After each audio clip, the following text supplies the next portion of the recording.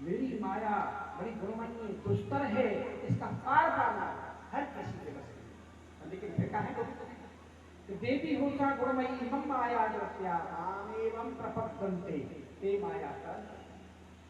जो मेरे प्रवर्तमान होते हैं, मेरे प्रवर्तमान होते हैं, जो मेरी शरणागति होती है, मेरे परम अनुरागी होते हैं, मेरे अनन्य भक्त होते हैं, उन पर मेरी माया का कोई असर नहीं आ सकता। मेरी माया उन पर असर कर ही नहीं सकती। कबीर जी माता की गोद में बैठे थे। कबीर साहब पहले माता चाकी चलाती थी ना, चाकी आटा पीसती थी, तो बच्चे क्या करते, अगर आंख खुल गई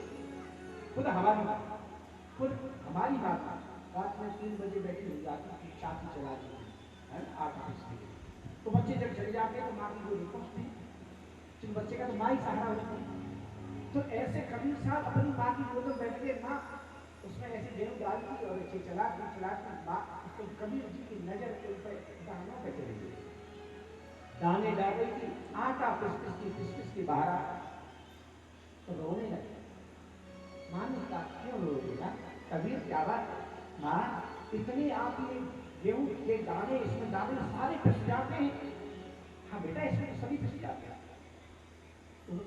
अब उन्होंने क्या कहा, वो कि अब जो गेहूं पिस रहे थे, तो देखो उन्होंने कहा इसका अनुमान लगाया अपने से कबीर साहब कि चलती चाकी देख कर दिया कबीरा रोई, और 2 बाटन के बीच में साबुत बचान बोली भैया ये सब सारा ये दाल जितना तुम डाल रहे हो सब पिस जाते हैं? बोली हाँ। तो कुछ बच भी जाते हैं क्या? माँ ने कहा हाँ बेटा बच भी जाते हैं। क्या? खड़ा हो देख, तो कीड़ी होती है ना, कीड़ी लगी हुई होती है, हाँ, तो कीड़ी के जो कुछ कीड़ी के पास पहुंच जाते हैं, उनके कीड़ी के पास पहुंच जाते हैं ना, ये पिसने से बच जाता है। तुरंत उन्होंने सुधार किया। चलती चाकी देख के दिया कबीरा रोए, 2 बाटन के बीच में साबुत बचान कोई। अब कहते हैं कि चलती चाकी चलने दे और पिस आटा होए, और कीली से सट जाए तो तेरा बाल न बाका हो। कीली कौन है? भगवान के चरण, और वो चाकी के जो पाट हैं वो भगवान की माया है। और जो भगवान जिन पर कृपा करते हैं तो उनको अपने चरणों में बुला लेते हैं। जैसे मछुआरा होता है ना, मछुआरा वो मछली पकड़ने के लिए जाल फेंकता है, तो जो मछली जाल के सामने आ जाती है तो सब फंस जाते हैं। अगर कोई गलती से मछली मछुआरे के पैरों की तरफ जो चली जाती है ना, तो जाल में फंसने से बच जाता है। तो मछुआरा कौन है? माया। जाल कौन है? माया। और मछुआरा कौन है? भगवान स्वयं नारायण गोविंद। जो गोविंद के चरणों में चले जाते हैं वो जाल रूपी माया से बच जाते हैं और भवसागर से तर जाते हैं। इसलिए हमेशा, तो इसलिए कहने का मतलब ये बेटा, मैं तुम्हें वचन देती हूँ तुम जाओ। तो देखो माता की आज्ञा मिली सुखदेव जी को, कैलाश पर्वत पर एक पखनी के गर्भ से उन्होंने जन्म लिया। अंडे के रूप में पड़े हुए बर्फीला काल, ठंडी ठंडी ठंडी ठंडी हवाएं चल रही, अंडा फट गया और सुख पक्षी के माता पिता उस अंडे को वहीं पड़ा छोड़ करके उड़ने मार चले गए। और देखो कैलाश में रहते भगवान शंकर, भगवान शंकर कैलाश में वास करते हैं। अब एक बार नारद जी के मन में आया, नारद जी ने कहा कि एक बार मेरे कारण नारायण में माता लक्ष्मी में झगड़ा हो जाए, एक बार ब्रह्मा जी और ब्रह्माणी में भी झगड़ा हो चुका है, पर ये शंकर भगवान और पार्वती में कभी झगड़ा नहीं हुआ। देखो नारद जिसकी बात कभी रद ना हो, देवताओं में, राक्षसों में, किन्नरों में, गंधर्वों में, नागों में, कहीं भी गए नारद जी, कहते नारदो देव दर्शन, जहां भी नारद जाते हैं। तो इसलिए जिसकी बात कभी रद ना हो वही नारद है। एक बात, नारद ने जिसके गले में कंठी बांध दी कन भर उसे भगवान मिलेंगे, ये पक्की बात। दूसरी बात, जिससे घर में शांति रहती है वहां नारद चले जाए तो झगड़ा शुरू हो जाता है, और जहाँ रोज झगड़ा होता हो और वहां नारद भी चले जाए तो हमेशा के लिए शांति हो जाती है। प्रेम से बोलिए जय श्री राम। अब तो नारद जी सीधे कैलाश, बड़ा सुंदर प्रसंग है, आप ध्यान से सुनिए। सीधे नारद जी कैलाश कैलाश आश्रम में माता के लिए भगवान शंकर तपस्या में बैठे हुए हैं। और जैसे माता पार्वती ने नारद जी को देखा तुरंत खड़ी हो गई, आइए महाराज, आइए महाराज, बड़ी कृपा की, बहुत कृपा की, पधारिए महाराज, बैठिए। सुंदर आसन दिया नारद जी के लिए, सुंदर पात्र में लड्डू रख दिए, जल रखा, पाई प्रसाद पाई। नारद बैठे, नारद जी ने प्रसाद लिया। माँ जगज्जननी माता भवानी नारद जी को महाराज कहती है, वो उनको माता कहते हैं। क्यों? क्योंकि नारद जी ने ही विवाह कराया था भगवान शंकर से, इसलिए नारद जी से वो महाराज बोलते हैं और वो माता बोलते हैं। तो माता ने कहा कि नारद जी, बहुत दिन से आपके दर्शन नहीं हुए, क्या बात है? आज तक जाना ना बंद कर रखा, क्यों? कहीं निकलते नहीं है क्या? बिल्कुल बंद कर रखा है। कितने दिन में आप यहाँ पर आए हो, कहीं जाते नहीं थे, संसार में कहीं भ्रमण करते रहा करो। माता नारद जी ने कहा, संसार में सब बनावटी प्रेम रह गया है, कोई किसी से सच्चा प्रेम नहीं करता। सूर्य नर मुन सबकी ये भीति, और स्वार्थ लाभ करे सब प्रीति, सब स्वार्थ का मेला है। इसलिए माता मैंने सब जगह आना जाना बंद कर रखा है, मैं कहीं नहीं जाता, यहाँ सच्चा प्रेम नहीं। माँ क्या जाना माता किसी को। नारद माता बोली, नारद जी आपकी बात तो सत्य है, यहाँ प्रेम नहीं, किंतु देखत ही हर से नहीं, नैनन नहीं सने, तुलसी कहाँ न जाइए, चाहे कंचन बरसे।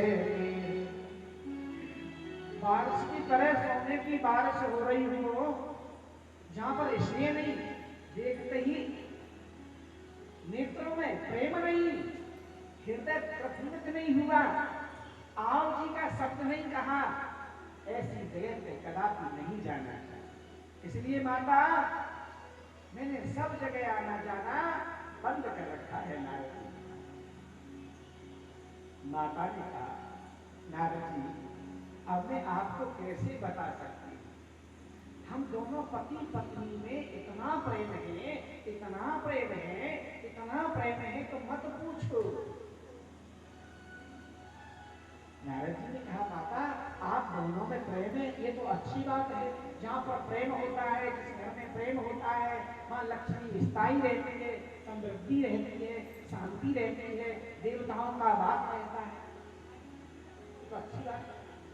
बोले नहीं, इतना प्रेम है कि जो मेरे पति को कान में, कहते हैं गुरु से जो कान में मंत्र मिलता है ना, उसको कभी किसी को बताना नहीं चाहिए। क्यों? कि जो मंत्र आपको मिला है वो आपके कल्याण के लिए है, उसको गोपनीयम गोपनीयम गोपनीयम प्रयत्न है, उसको गुप्त करके रखना चाहिए, कभी किसी को बताना नहीं चाहिए। क्यों?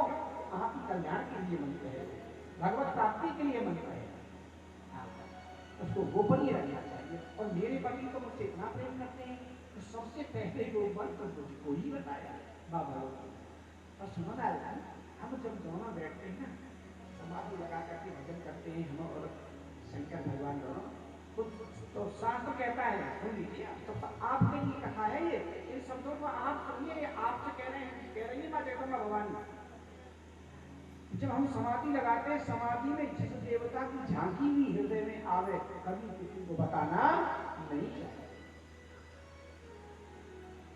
तो मेरे पति तो ऐसे हैं कि सबसे पहले मुझे कोई बताते हैं आपका मैंने भगवान राम के दर्शन किए, आप तो कन्हैया के दर्शन किए, हो आप तो बड़ी आनंदमयी छवि, बड़ी सुंदर छवि के दर्शन।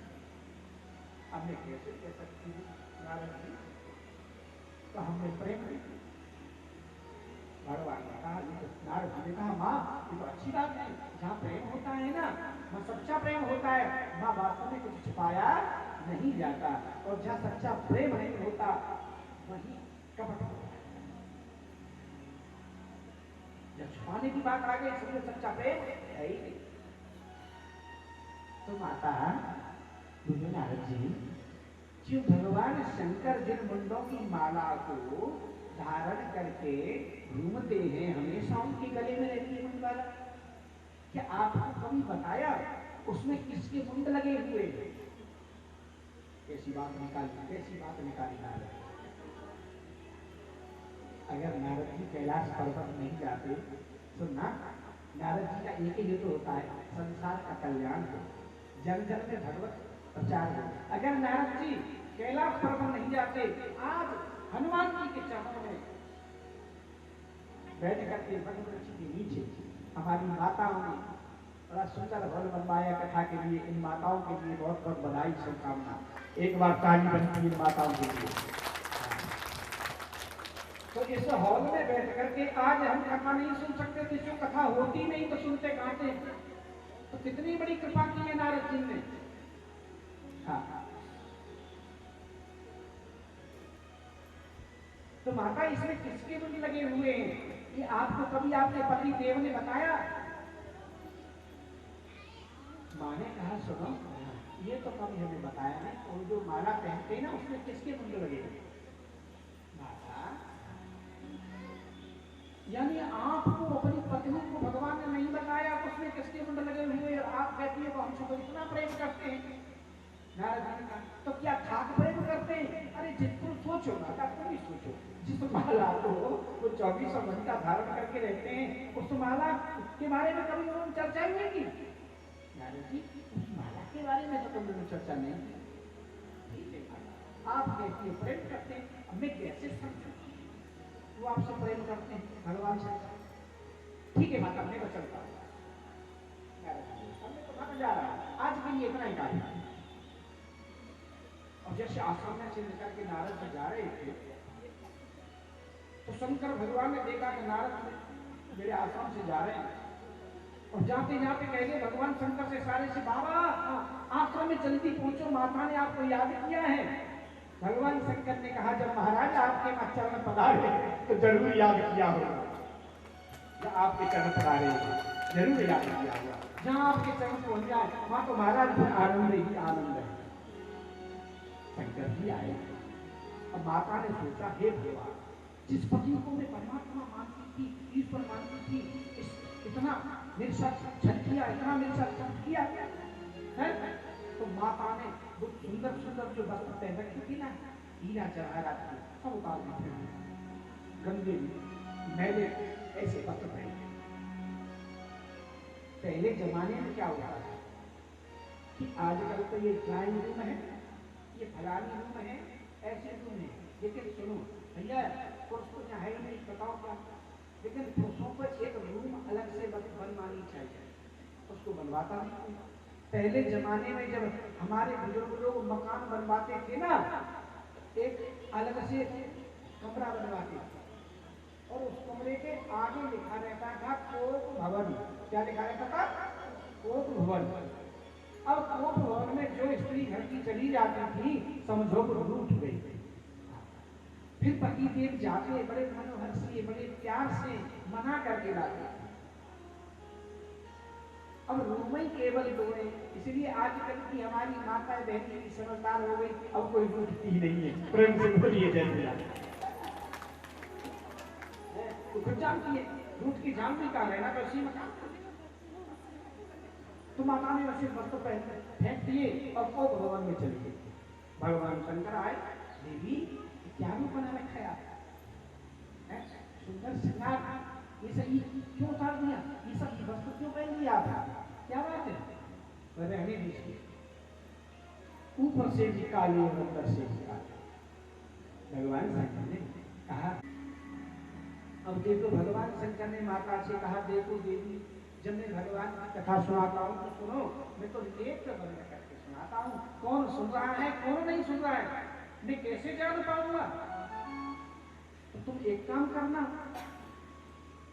तो मैं कथा सुनाऊंगा तो बीच में ओम ओम ओम ओम बोलते जाएंगे। जैसे हिंदी में कहते हैं, मैं आपसे कुछ कहूँगा आप ये हाँ जी, हिंदी और बात कहूँगा आप ये हाँ जी, तो हिंदी का हाँ जी और संस्कृत का ओम है ना, तो इसलिए उन्होंने कहा कि ठीक है तो बीच में ओम ओम बोलते जाए। अब भगवान शंकर ने देखा तो वह कुछ भी नहीं था, उनके पीछे मंच के पीछे एक तोता का अंडा जरूर पड़ा था, वो भी भूखा था, उसमें जीव का प्रादुर्भाव नहीं हुआ था।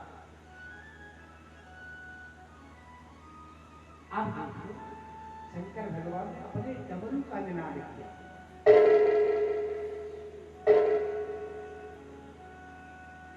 भगवान शंकर ने अपने ताली बजाई, डमरू का निनाद किया।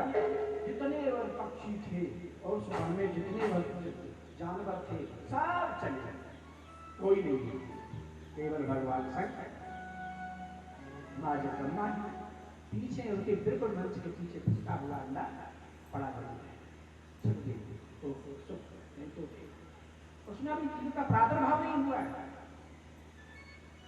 अब भगवान आइए 2 मिनट भगवान शंकर का चिंतन करते हैं, कथा में आगे प्रवेश करेंगे। ओम नमः शिवाय, हरि ओम नमः शिवाय, ओम नमः शिवाय, हरि ओम नमः शिवाय, हरि ओम नमः शिवाय।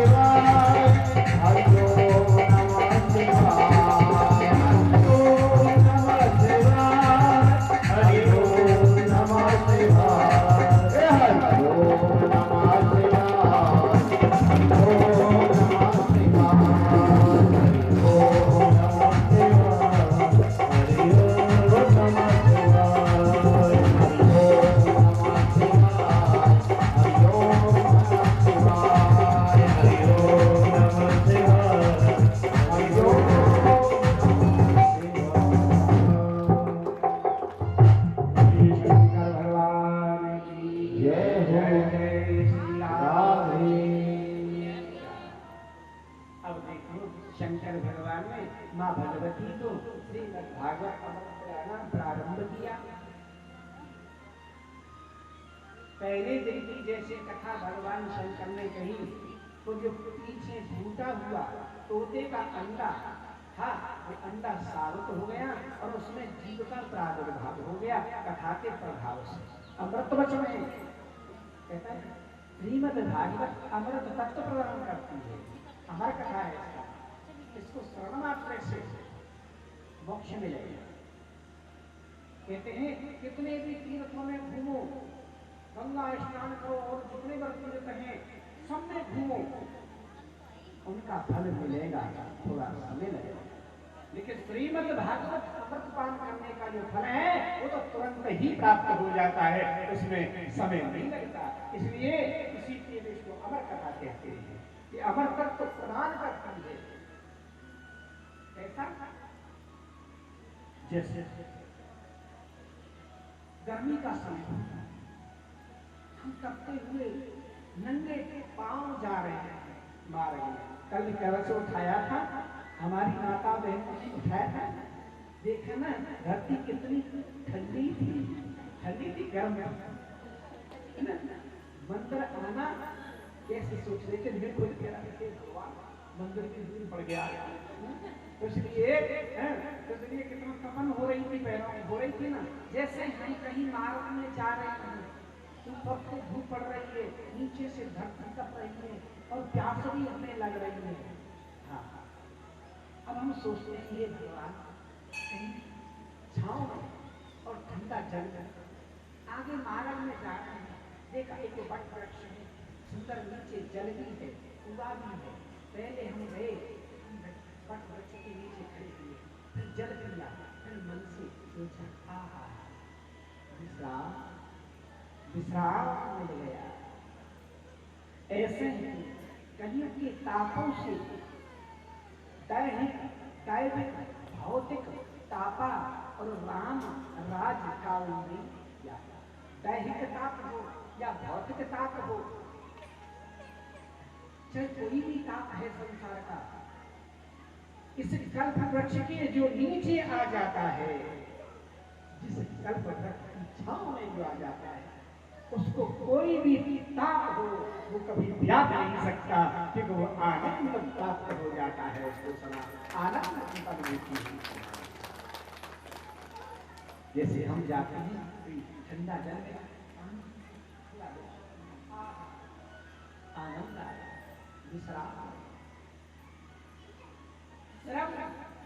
विश्राम का श्रम रहित हो गए। जहाँ आने से व्यक्ति श्रमरत हो जाए वही सबसे बड़ा आश्रम है। प्रेम से बोलिए जय आश्रम, श्रम रहित आश्रम। तो इसलिए भगवान की कृपा से जीव का प्रारंभ हो गया, उसमें कथा के प्रभाव से दूसरे दिन की कथा तो अंडा फंडा सुंदर छोटा सा सुंदर सा एक सुख पक्षी निकल गया, प्रेम अमृत वचन में सुना। तीसरे दिन की कथा तोता बैठ के बड़ी प्रेम से सुख पक्षी सुन रहा है, बड़ा मन में प्रसन्न हो रहा है, गदगद हो रहा है। गोविंद आनंदमयी कथा, मंगलमयी कथा। और भैया चौथे दिन की कथा हमारी माता बहन सब जानते हैं, रसोल्ले वाली कथा है ना, नंद भर आनंद भयो जय कन्यादा, है ना। और चौथे दिन की कथा तो बड़ी आनंद की रसगुल्ले की कथा है। चौथे दिन की कथा को सुन रहा है, बड़ा प्रसन्न हो रहा है सब पक्ष। पांचवें दिन की कथा अब देखो, भगवान शंकर ने जो कथा कही तो मेरी आंख थोड़ी कही थी, तीन घंटा सुनने चाहिए। अब विश्राम गति से कथा हुई, न माता ने आसन बदला न भगवान शंकर ने आसन। श्रोता है मां जगतजननी भवानी और पता है भगवान शंकर। देखो कभी जभी शरीर में थकावट भी तो हो जाती है ना, तो माता कई दिन से कथा सुन रही थी, तो माता को थकावट आ गई और थकावट आने का परिणाम ये हुआ तो माता आंखें लगी, उनको नींद आ निद्रा में गिर गई। और जो ओम ओम जो हो रही थी वो बंद हो गई। अब ओम ओम बंद हो गई तो सुख पक्षी माता मुझे लग रहा है सो गई और ओम बंद हो गई और कथा में बड़ा आनंद आ रहा है। कई कथा विश्राम न ले गए, इसलिए माता के ईश्वर में उस पक्षी ने ओ ओ ओ ओ ओ और जैसे ही कथा समाप्त हुई भगवान शंकर ने जोर से जयकारा लगाया, बोले बाल कृष्ण लाल की जय। एकदम माता यहाँ के खुले बोले हाँ प्रभु, आपने कथा कह रहे थे कि जब उद्धव जी भगवान के पास आए और उद्धव जी ने भगवान से कहा प्रभु मैं क्या सुन रहा हूँ, आप जो लोग भवन को जाना चाह रहे हैं, हे योगेश योग विज्ञान योग आत्मा योग संभव मैं पूछता हूँ त्याग संन्यास लक्षण। जब ये ज्ञान का प्रश्न गोविंद से उद्धव जी ने किए तो मेरे प्रभु ने क्या कहा? भगवान शंकर बोले क्या कहा? कथा तो पूरी हो गई देवी। माँ भगवती बोली पूरी कैसे हो सकती है? क्यों पूरी क्यों नहीं हो सकती? बोले मैं तो सो गई थी, इसमें मेरा क्या दोष? मैंने तो आपसे पहले ही कहा था मैं तो नेत्र बंद करके गोविंद का चिंतन करते हुए कथा कहता हूँ। अब कौन सुन रहा है कौन नहीं सुन रहा है ये मैं नहीं जान पाता, इसलिए मैंने उनसे सुनो आदि पर तुम तो सो गई थी, लेकिन तुम्हारे सोने के बाद भी ओम ओम ओम शब्द तो सुनता ही रहा था, तो वो कौन है? भगवान शंकर ने बिल्कुल मंच के पीछे देखा, छोटा सा सब